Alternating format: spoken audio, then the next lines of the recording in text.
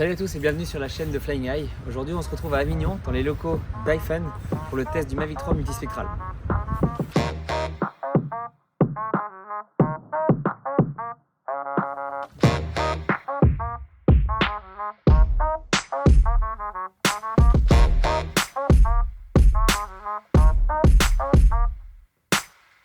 Salut Nicolas. Salut Yann. Je te remercie d'être parmi nous pour nous présenter la société Hyphen. Avec plaisir. Et je te laisse te présenter et nous en dire un peu plus sur la société. Ouais, ça marche.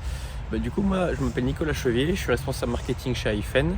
Hyphen, c'est une société qui est basée à Avignon, dans le Vaucluse, et qui est spécialisée en analyse d'images pour l'agriculture et plus précisément en mesure des plantes par capteur. Donc nous, notre métier, c'est ce qu'on appelle le phénotypage, c'est-à-dire d'extraire des informations à partir d'images pour en faire des outils d'aide à la décision pour nos clients, qui sont des semenciers, des entreprises qui testent des nouveaux produits biocontrôle ou biostimulants, donc pour évaluer la performance, et puis également aussi des chercheurs et académiques, beaucoup. Chez Hyphen, on a plusieurs gammes de produits. Aujourd'hui, on est là pour parler du drone notamment, et nous, on a notre gamme Phenoscale qui est dédiée uniquement au drone et qui permet, via une interface web, de voir la performance en fait de ces champs avec des traits agronomiques qui sont divers et variés et qui permettent de mesurer la performance des plantes, la vigueur, la détection de maladies éventuellement, des proxys de la biomasse, des calculs et estimations de rendement, etc. Aujourd'hui, on est là pour tester le nouveau Mavic 3M qui combine une caméra RGB et multispectrale et qui permet notamment, nous chez Hyphen, de simplifier le traitement des données parce que ça va nous permettre d'avoir en un seul vol à la fois des images multispectrales et des images RGB qu'on va pouvoir analyser en même temps et traiter en même temps pour en sortir des traits avec une valeur ajoutée maximale et des délais de restitution aux clients qui seront meilleurs et le tout dans une solution qui est complète et actionnable aujourd'hui. Super, je te remercie. On va voir tout ça en détail alors. Merci beaucoup.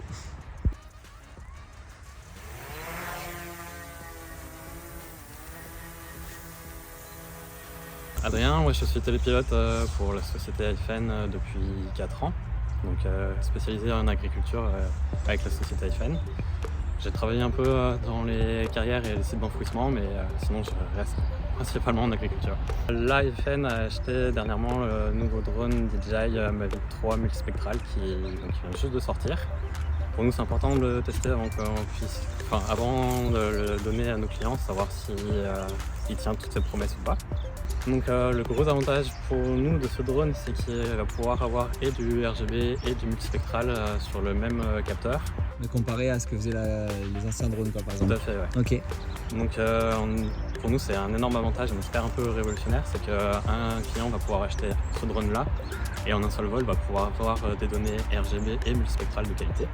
Et si on devait par exemple le comparer avec l'ancien Phantom 4 multispectral, quelles seraient un peu les différences globales et pourquoi tu choisirais peut-être plus ce drone que l'ancien Alors par rapport à un Phantom 4 multispectral, du coup il va avoir une meilleure autonomie déjà, puisque DJI annonce une quarantaine de minutes en conditions idéales. Nous on espère aller jusqu'à 35 minutes, ce serait déjà vraiment énorme pour nous. Ouais. Ce drone il a une meilleure caméra RGB et du coup par rapport au Phantom 4 multispectral, c'est aussi quelque chose qui nous intéresse beaucoup. Ce drone est beaucoup plus silencieux que le Phantom 4 multispectral déjà.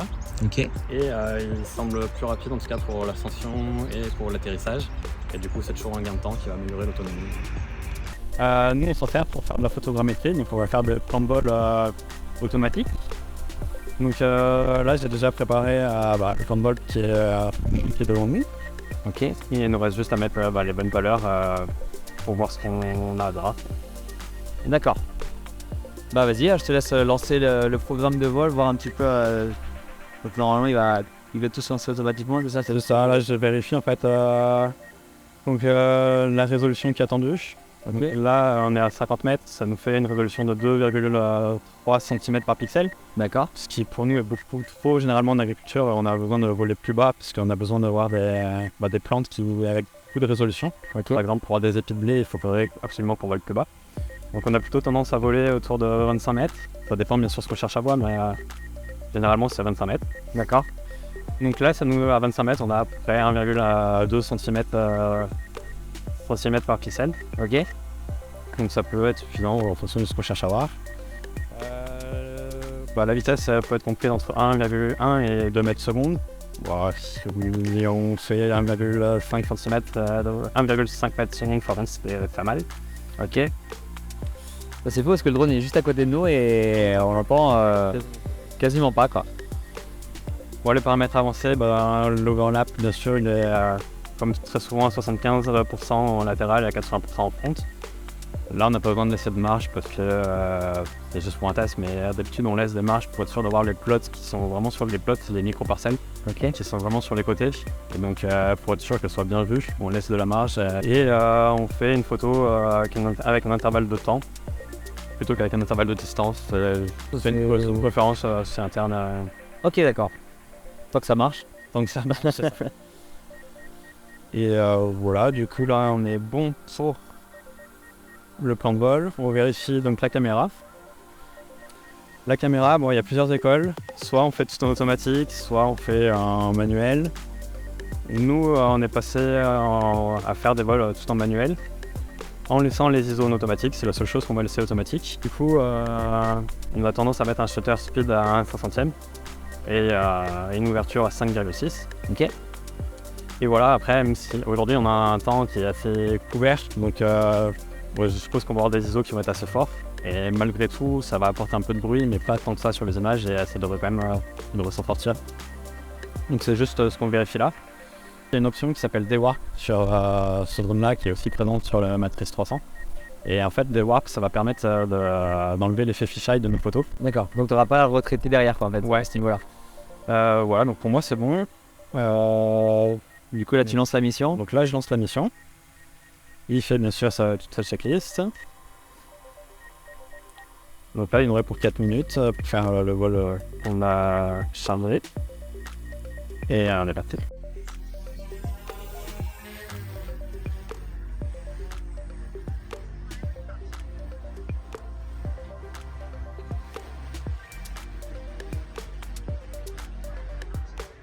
Donc du coup avec ce drone et cette caméra multispectrale, on peut, donc tout à l'heure on a vu le retour du RGB, mais on peut aussi avoir directement le retour à la caméra multispectrale et avec différents indices de végétation qui peuvent être affichés à l'écran. Donc là actuellement on a le NDVI qu'on voit, mais on peut aussi choisir d'autres indices de végétation, par exemple je propose le GNDVI ou le NDRE. Ok. Et donc en fonction de l'indice qu'on choisit, on ne cherche pas forcément la même chose, c'est pour ça qu'en fait derrière les couleurs changent. Et on peut voir une des 4 bandes de la caméra multispectrale. Si on veut insister sur le vert, le rouge, le proche infrarouge ou le red edge, on peut avoir en fait ces 4 indicateurs. Et donc on peut gagner très simplement du temps parce qu'on a, même sans enregistrer les images, on peut par exemple voir des dégâts par exemple de rongeurs. On peut facilement. Ah oui, d'accord. Les trous dans. Tu peux le voir en RGB, mais c'est très bien plus parlant en fait en multispectral. Tu verras, tu vois très vite en fait où est le trou quoi. Ok.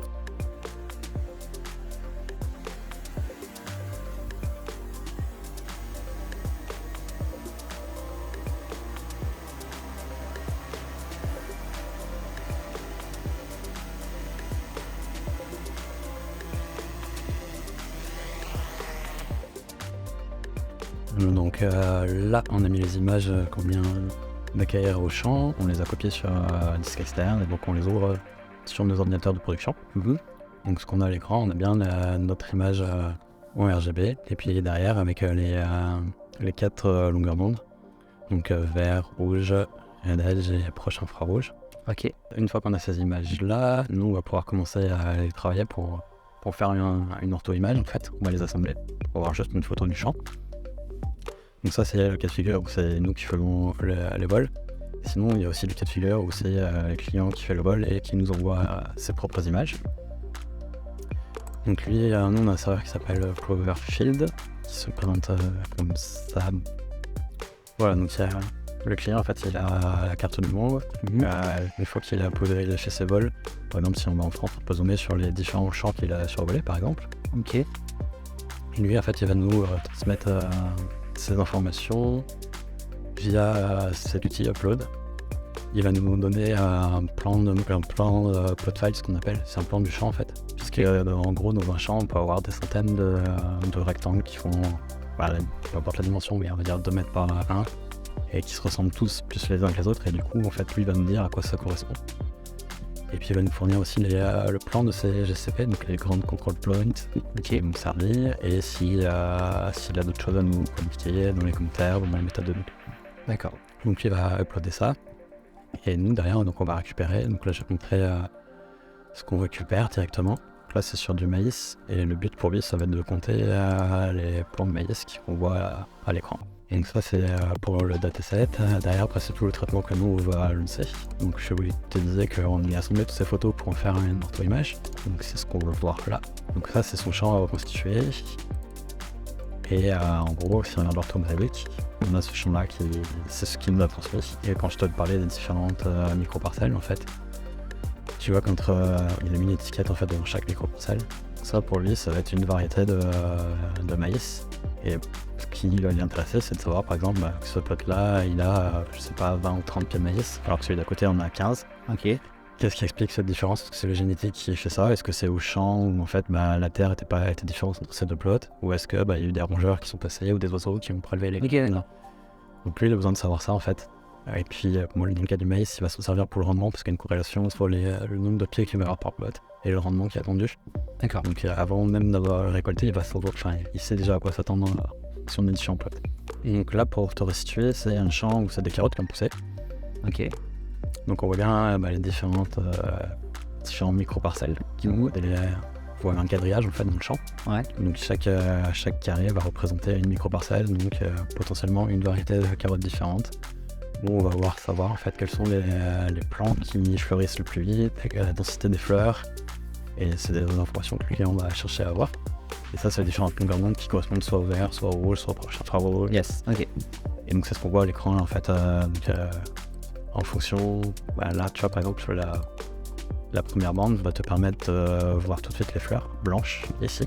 Et tu pourrais nous montrer juste après justement ça d'un point de vue final, enfin le rendu final, ce que ça fait pour le client. On a assemblé pour créer un pseudo RGB on va mettre à disposition du client en fait. Et lui il va travailler à partir de ça. Comme vous pouvez le constater, DJI tape encore très fort dans le monde de l'agriculture avec ce Mavic 3 multispectral. Nous avons ici le drone multispectral le plus évolué du marché, compact avec une très grande autonomie et permettant des prises de vue RGB et multispectrales simultanées. Il n'y a pas de doute que la plupart des sociétés comme iPhone passent sur ce modèle pour leurs futures missions. Nous les remercions d'ailleurs pour leur participation et vous invitons à les découvrir davantage en cliquant sur le lien dans la description. J'espère que cette vidéo vous a plu, si c'est le cas n'hésitez pas à vous abonner à la chaîne de Flying Eye et nous suivre sur les réseaux sociaux afin de rester informé de toutes les actualités drones.